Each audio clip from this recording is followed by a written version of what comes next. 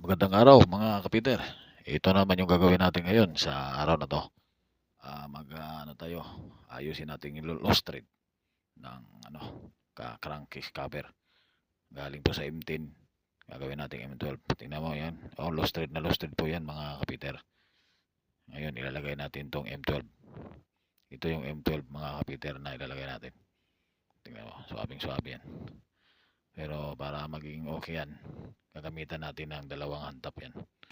Yung pinakauna, yung isa, ito ang gagamitin yung pangalawa. Ito yung pangalawang hantap na to, ito yung gagawin natin pinaka-final.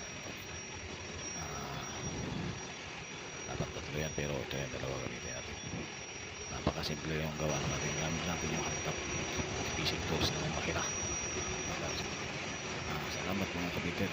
Huwag kalimutan mag-follow sa channel natin. Thank you and God bless you all.